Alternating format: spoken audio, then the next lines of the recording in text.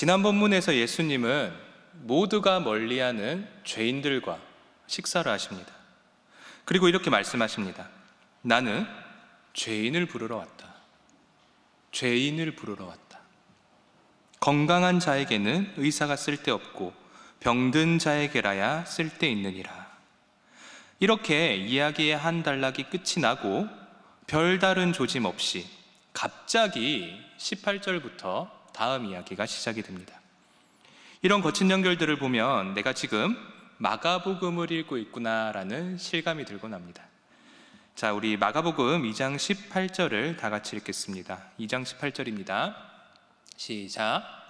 요한의 제자들과 바리새인들이 금식하고 있는지라 사람들이 예수께 와서 말하되 요한의 제자들과 바리새인의 제자들은 금식하는데 어찌하여 당신의 제자들은 금식하지 아니하나이까. 아멘. 오늘 이야기를 대충 보면 거친 연결이지만 자세히 보면 섬세한 연결입니다. 예를 들어 이전 이야기는 먹는 이야기입니다. 왜 그들과 식사를 하느냐, 왜 죄인과 식사를 하느냐라는 질문을 하죠. 그리고 오늘 이야기는 굶는 이야기입니다. 왜 그들처럼 금식하지 않느냐. 앞의 이야기는 먹는 이야기고 뒤의 이야기는 굶는 이야기입니다. 그리고 또 이전 이야기는 나름 확실한 문제, 명확한 문제입니다. 메시아는 의사와 같은 존재이기에 아픈 죄인들과 함께해야 한다. 굉장히 명확하죠. 메시아가 만약 의사라면 당연히 아픈 자들, 죄인들과 함께해야 합니다.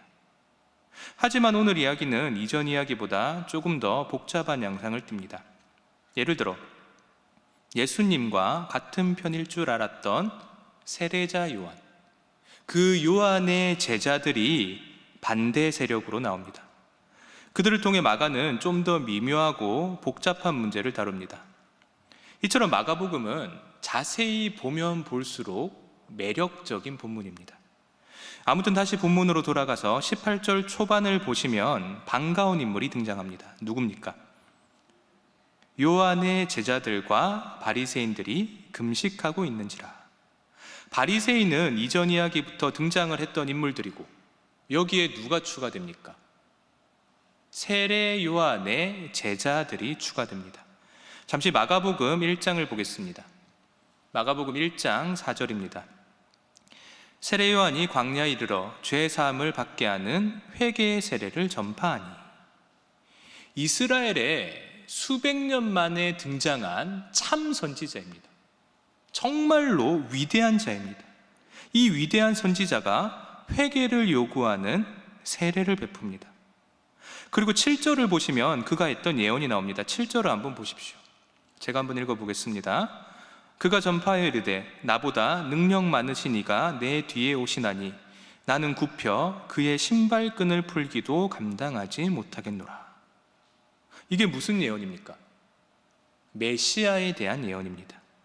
위대한 선지자다운 예언입니다. 이런 언급을 하고 다음 장면에서 이 요한이 예수님께 세례를 베풉니다. 예수님이 세례를 받자 다음 같은 장면이 나옵니다. 10절과 11절입니다.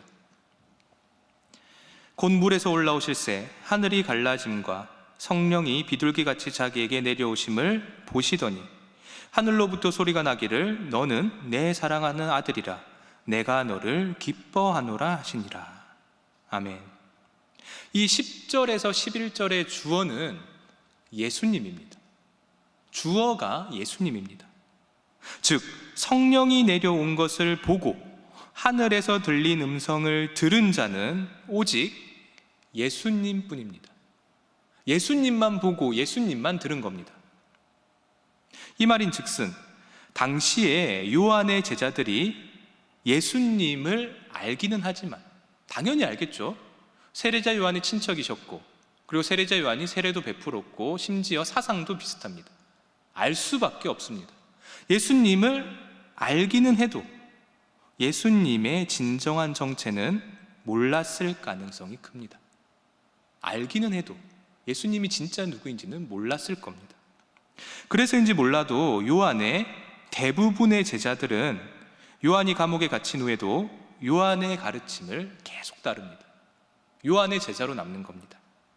그리고 그들은 계속해서 구별된 집단으로 남아 있습니다. 평가를 하자면 그들은 예수님에 대해 정확히 알지는 못하지만 나름 진리에 가까운 존재들이었고, 왜냐하면 위대한 선지자의 제자니까 진리에 가까운 존재들이었고 훌륭한 집단이었습니다. 이런 집단이 오늘 본문에 따르면 무엇을 하고 있다라고 합니까? 금식하고 있다라고 합니다. 이 훌륭한 집단이 금식을 하고 있다. 심지어 이 금식은 당시에 존경을 받았던 바리새인들도 하던 행위였습니다. 그렇다면 도대체 금식이 뭐기에 요한의 제자들도 하고 바리새인들도 했을까? 당시 금식이란 행위는 구약 성경으로부터 시작하여 유대 사회에 깊이 뿌리 내려져 있던 보편적 의식이었습니다. 굉장히 보편적 의식이었습니다. 금식은 보통 세 가지 경우에 행해지곤 합니다. 첫째, 민족적 비극을 애도할 때 금식을 했습니다. 예를 들어 이스라엘이 하나님의 율법을 어겨 어떻게 됩니까? 바벨론에 의해 나라가 멸망하죠. 성전도 무너져 버립니다. 이러한 일을 이스라엘이 잊어먹지 않고 매년 애도하며 금식을 했습니다. 매년 애도를 하는 겁니다. 그리고 둘째로 하나님의 말씀을 어겨 전쟁이나 가뭄, 전염병과 같은 위기가 닥쳤을 때도 금식을 했습니다. 그리고 셋째로 하나님의 징벌로 인한 개인적인 슬픔이나 아픔이 있을 때도 금식을 했습니다. 이 세 가지 경우가 다 비슷하죠. 공통점이 있는 것 같습니다. 나의 잘못으로 하나님이 떠나셨고 그로 인해 무언가를 상실했다는 겁니다. 신이 부재하고 내 잘못으로 신이 부재하고 나에게 심판이 임했으니 내가 애통하는 마음으로 금식을 하는 겁니다. 주님, 우리가 주님의 율법을 지키지 못하여서 나라를 잃었습니다. 주님, 우리의 불순종으로 전염병이 와서 백성들이 죽어가고 있습니다. 주님, 제가 부족해서 제 친구를 잃었고 제 가족을 잃었습니다. 이렇게 이스라엘은 자신의 부족함을 절감하며 금식을 하고 하나님께 간절히 기도를 했습니다. 즉, 자기 부정과 자기 비하를 금식이라는 행위를 통해 드러내며 하나님의 뜻에 복종했던 것입니다. 상당히 훌륭한 현실인식이자 대처 방법입니다.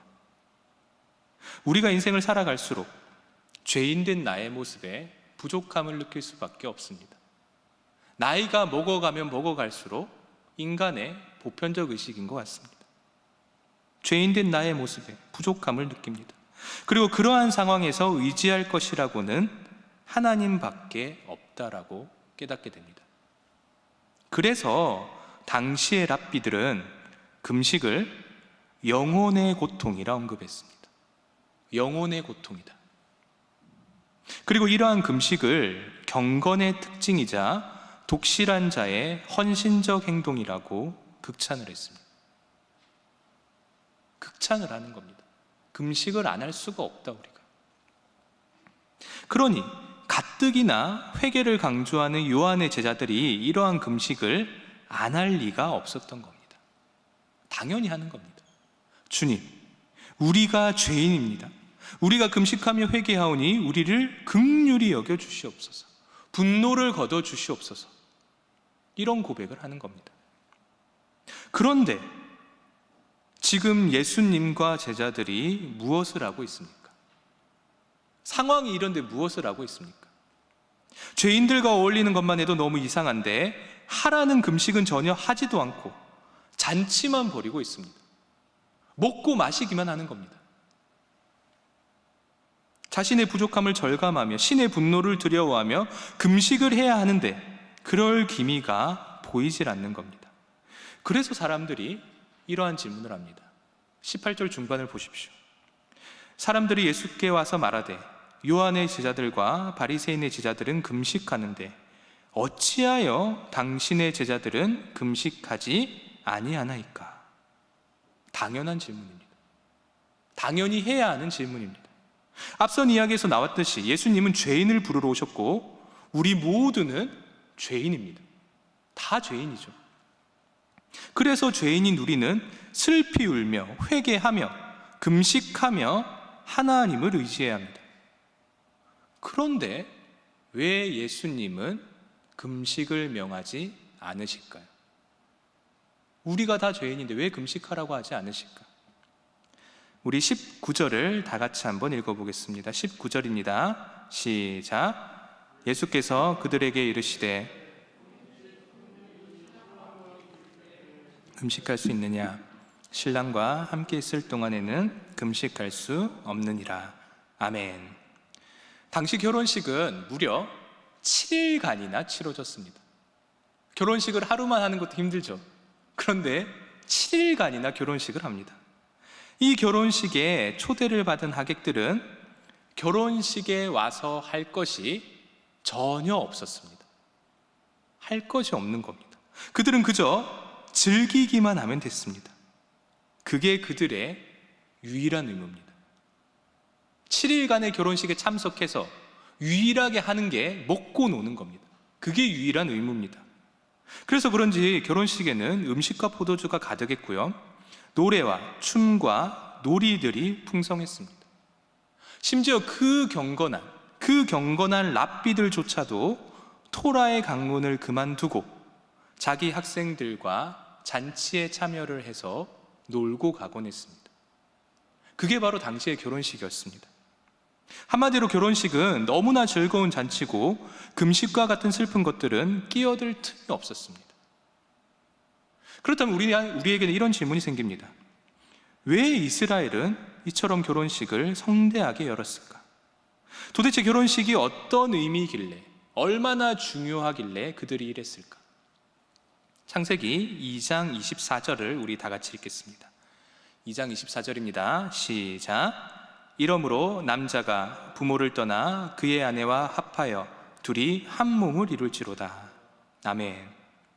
한 존재가 자신을 낳아준 부모를 떠나 다른 존재를 만나서 한 몸을 이루는 날, 한 가정을 이루는 날이기 때문입니다. 생육하며 번성하라.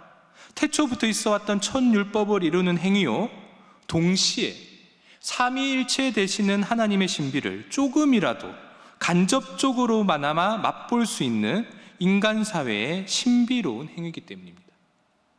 둘이 한 몸을 이룬다. 둘인데 하나죠. 하나님은 셋인데 하나시잖아요. 그 삼위일체의 신비를 간접적으로나마 느낄 수 있기에 중요한 겁니다.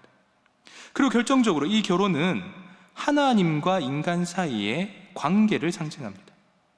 성경은 이렇게 표현합니다. 신랑이 신부를 기뻐함 같이. 여러분 상상되십니까? 신랑이 신부를 맞이할 때, 신부가 신랑을 맞이할 때 얼마나 기쁠까? 한평생 나와 한 몸이 될 존재인데 얼마나 기쁘겠습니까? 신랑이 신부를 기뻐함 같이 신랑 대신 하나님이 신부된 이스라엘을 맞이하여 기뻐하신다라고 합니다. 성경이 이렇게 말하고 있습니다. 신과 인간의 관계를 엿볼 수 있는 것이 바로 결혼이란 제도입니다. 그러니 이스라엘이 결혼식을 중요하게 여기면서 기뻐할 수밖에 없는 겁니다. 그런데 오늘 본문에서 예수님이 이런 위대한 상징을 가진 결혼식을 예시로 드십니다. 지금은 결혼식이다. 지금은 결혼식이고 신랑과 함께 있는데 어찌 금식을 하겠느냐? 여러분, 이게 무엇을 뜻합니까? 지금 예수님이 무엇을 전제하고 하시는 말씀입니까? 내가 하나님이란 겁니다. 내가 하나님이다. 하나님의 아들 나 예수 그리스도가 신부된 너희들과 함께 있고 너희와 결혼식을 치르고 있는데, 즉 신과 인간이 온전한 연합을 하고 있는데 왜 슬퍼하느냐입니다. 왜 슬퍼하느냐? 다시 한 번 더 말하면 지금 내가 너희를 심판하고 치는 게 아니라 너희를 신부로 맞이하기 위하여 왔는데 왜 슬퍼하느냐입니다. 금식의 목적 자체가 나의 부족함을 깨닫고 신의 부재를 슬퍼하며 신이 돌아오기를 구하는 것인데, 이미 그 신이 나와 함께하고 있습니다. 나를 받아들이고 나를 치유하고 계십니다. 즉 지금은 금식을 할 필요가 없는 순간입니다. 신이 이미 나와 동행하고 있는 순간입니다. 그러면 우리는 언제 금식을 해야 할까? 20절을 다 같이 읽겠습니다. 20절입니다. 시작. 그러나 신랑을 빼앗길 날이 이르리니 그날에는 금식할 것이니라. 아멘. 우리가 금식해야 할 경우는 딱 하나입니다. 우리의 유일한 희망 되시는 예수님을 빼앗길 때입니다. 어찌 보면 이 부분은 마가복음에서 나타난 첫 번째 순환 예고로도 볼 수 있습니다. 이미 예수님은 마가복음 1장에서 복음을 선포하십니다. 때가 찼고 하나님의 나라가 가까이 왔다. 때가 찼고 하나님의 나라가 가까이 왔다. 복음을 선포하십니다. 하지만 그 나라가 임함으로 이루어지는 최후의 승리는 아직 실현되지 않은 상황입니다. 죄와 죽음에 대해 최후의 승리를 하기 위해서는 신랑 되신 예수님이 이사야서에 나오는 고난받는 종처럼 희생되셔야 합니다.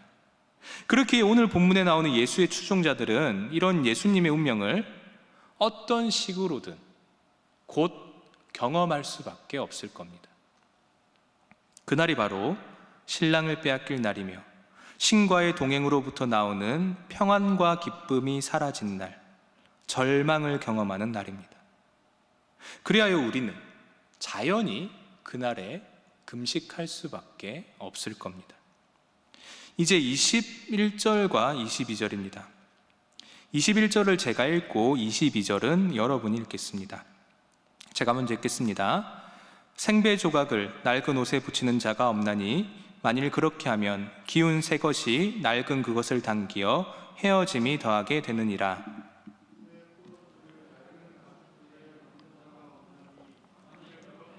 새 포도주가 부대를 터뜨려 포도주와 부대를 버리게 되리라.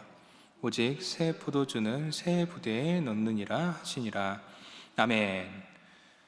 그리 어렵지 않은 두 가지 비유가 나옵니다. 뜻은 새 것과 옛 것이 공존할 수 없다입니다. 여러분, 낡은 옷을 상상해 보십시오. 낡은 옷이 오래되면 어떻게 됩니까? 수축할 대로 수축해서 이미 수축이 끝난 옷이 됩니다. 그런데 낡은 옷에 구멍이 생깁니다. 수축이 끝난 옷에 구멍이 생깁니다. 그런데 거기에 새 옷감을 더하면 어떻게 되겠습니까? 새 옷감이 수축을 하면서 낡은 옷이 찢어져 버립니다. 포도주도 마찬가지입니다. 발효하여 부풀어 오르는 새 포도주를 탄력을 잃은 낡은 가죽 부대에 넣으면 어떻게 될까요? 당연히 부글부글 끓어오르면서 낡은 가죽 부대가 터져버릴 겁니다. 새 포도주 또한 버리게 될 것입니다. 즉, 새 것과 옛 것이 공존할 수 없다입니다.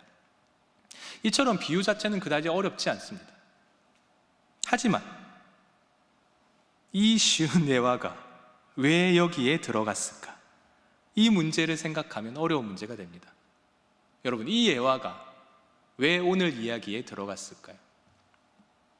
당연히 새 것과 옛 것이라는 예화를 통해 오늘 본문에서 대치하고 있는 두 상황을 보여주고 싶은 겁니다.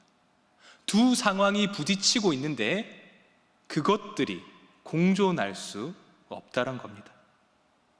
그럼 오늘 본문에서 무엇이 대치하고 있습니까? 오늘 본문에서 무엇이 대치하고 있는가? 지금은 어느 때인가입니다. 지금은 어느 때인가? 요한의 제자들과 바리새인들은 금식할 때라 합니다. 반면에 예수님은 잔치할 때라고 하십니다. 금식할 때냐, 잔치할 때냐? 여러분은 어떻게 생각하십니까? 지금은 금식할 때인가, 잔치할 때인가? 그리고 이 두 부류는 왜 이런 차이를 가질까? 왜 한쪽은 금식할 때라고 하고 왜 한쪽은 잔치할 때라고 할까? 이 차이가 도대체 어디서 왔을까? 예수를 누구로 인식하느냐가 이런 차이를 가져오게 됩니다. 예수를 그저 뛰어난 랍비나 뛰어난 선지자로 보면 금식을 하게 되고, 왜냐하면 여전히 신은 부재하고 있으니까. 예수를 랍비나 선지자로 보면 금식하게 되고, 예수를 하나님의 아들로 보면 신과 함께 있기에 잔치에 참여하게 됩니다. 이러한 두 인식은 절대로 공존할 수 없습니다. 공존할 수가 없는 문제입니다. 자, 그리고 여기서 조금만 더 깊게 들어가 보겠습니다.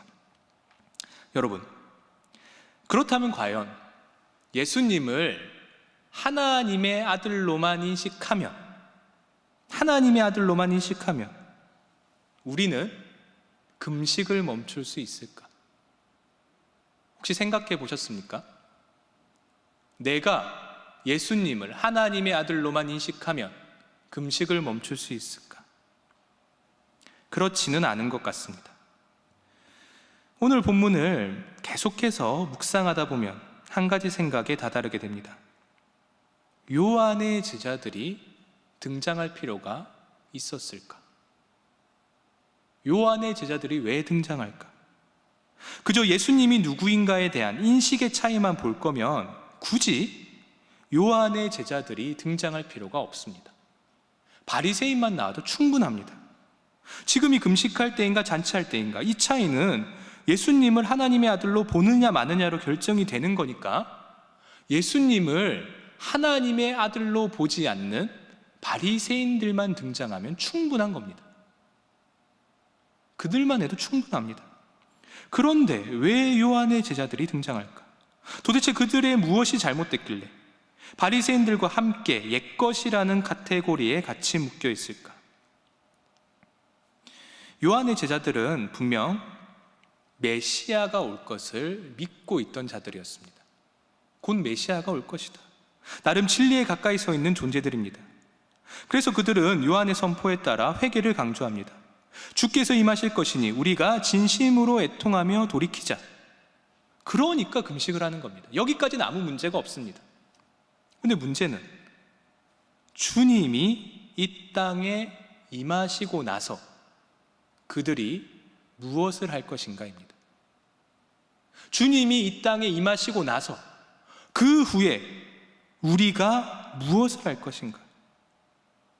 과연 요한의 제자들이 예수님을 하나님의 아들로 인식을 하면 금식을 멈출까? 아마 멈추지 않을 겁니다. 실제로도 멈추지 않습니다. 왜? 그들에게 신은 죄인을 벌하고 심판하는 존재이기 때문입니다.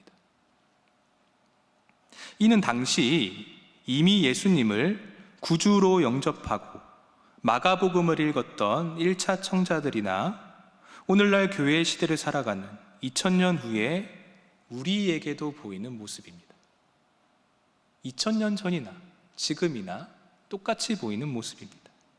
당시 1차 청자들이나 오늘날의 우리들, 둘 다 분명 하나님을 알고 십자가에 달려 돌아가신 예수님을 믿는 자들입니다. 심지어 예수님의 십자가 사건 이후 예수님이 약속하신 성령 하나님을 지금 이 순간에도 경험하고 있는 존재들입니다. 그런데 우리는 당시 요한의 제자들처럼 여전히 금식을 하는 것과 같은 행동을 보입니다. 마치 주님이 우리와 함께 하시지 않는 것처럼 행동합니다. 마치 주님이 우리의 죄를 사하시고 우리를 회복시키시는 것이 아니라 우리를 벌하시는 분인 것처럼 여깁니다. 내가 오늘 이런 잘못을 했네. 나는 죄인이구나. 내가 이 잘못을 해서 주님이 나를 떠나셨구나. 나는 심판받았구나. 주님, 제가 애통하는 마음으로 금식합니다. 당시 마가의 공동체도 마찬가지입니다. 주님, 제가 죄인입니다. 여전히 아직도 우리가 핍박받고 있습니다. 제가 죄인이라 핍박받고 있습니다. 제가 금식하며 애통해하며 하나님, 다시 우리 공동체로 돌아오실 겁니까? 제가 금식하겠습니다. 혹시 여러분은 지금 어떠한 생각을 가지고 계십니까? 지금을 금식의 때로 여기고 계십니까? 아니면 잔치의 때로 여기고 계십니까? 말씀을 맺겠습니다. 오늘 본문에 나오는 요한의 제자들은 예수를 어느 정도는 알되 오해하는 자들, 하나님을 부분적으로 아는 자들을 상징합니다. 그들은 심판의 하나님을 너무 강조한 나머지 죄책감에 휩싸여 두려움에 떨며 살아가고 있습니다. 여러분, 우리는 분명 죄인입니다. 우리 모두가 다 죄인입니다. 그래서 당연히 우리에게 임할 심판이 있습니다. 내 심판의 분량이 있습니다. 분명히 존재합니다. 하지만 그렇기에 예수님이 이 땅에 임하신 것입니다. 우리 다 같이 이사야서의 말씀을 읽어보겠습니다. 이사야의 말씀입니다. 시작. 그가 찔림은 우리의 허물 때문이요 그가 상함은 우리의 죄악 때문이라. 그가 징계를 받음으로 우리는 평화를 누리고 그가 채찍에 맞음으로 우리는 나음을 받았도다. 아멘. 놀랍게도 그 심판은 우리가 아니라 예수님께 임했습니다. 정말 감사하게도 송구스럽지만 우리는 그저 결혼잔치에 초대를 받은 자들처럼 기뻐하면 됩니다. 기뻐하면 됩니다. 혹시 지금 이 자리에 죄책감에 휩싸여 계신 분이 계십니까? 죄책감이. 바로 여러분을 위해 주님이 이 땅에 임하셨습니다. 용기를 가지고 희망을 가지시길 바랍니다. 그리고 이러한 긍정적 방향은 심지어 사순절에도 영향을 미칩니다. 다들 아시다시피 지금은 사순절 기간입니다. 사순절은 예수님의 순환과 죽음을 상징하는 절기입니다. 이 사순절은 부활절 전 40일 동안 지켜집니다. 그런데 사순절 기간에 특징이 있습니다. 이 40일의 기간에 주일은 포함되지 않는다는 겁니다. 주일은 포함되지 않습니다. 그래서 정확히 말하면 사순절은 부활절 전 6번의 주일을 제외하고 40일 동안 지켜집니다. 왜 주일을 포함하지 않을까? 왜 주일이 빠질까? 주님의 부활을 기뻐하는 주일이 주님의 부재를 상징하는 슬픔보다 우선이기 때문입니다. 매주 누리는 주일, 주님의 부활을 기뻐하는 주일이 사순절보다 우선하기에 주일이 빠지는 겁니다. 여러분, 오늘부터 시작하는 고난주간에 금식하며 애통하되 당연히 주님의 죽음과 고난을 묵상하며 애통해야 합니다. 애통하되 부활의 기쁨과 하나님과의 동행을 잊지 마시길 바랍니다. 우리의 금식은 기쁨을 전제로 한, 즉 결혼잔치를 전제로 한 일시적 슬픔입니다. 기쁨을 강조하기 위한 슬픔입니다. 한 주간, 고난주간을 마가복음의 가르침대로 올바르게 지켜나가며 평생을 기뻐하는 우리 모두가 되기를 바랍니다. 아멘. 기도하겠습니다. 하나님 아버지 감사합니다. 오늘 저희가 마가복음 2장의 후반부를 함께 살펴봤습니다. 하나님, 정말 감사하게도 주님의 인도하심에 따라 절기에 알맞은 본문을 묵상할 수 있었습니다. 주님, 여기 주님의 이름으로 모인 모두가 그 마음속에 기쁨이 넘칠 수 있도록 하여 주시옵소서. 마음에 억눌린 것들을 풀어주시고 우리 모두가 자유케 하여 주시옵소서. 감사합니다. 예수님의 이름으로 기도드립니다. 아멘.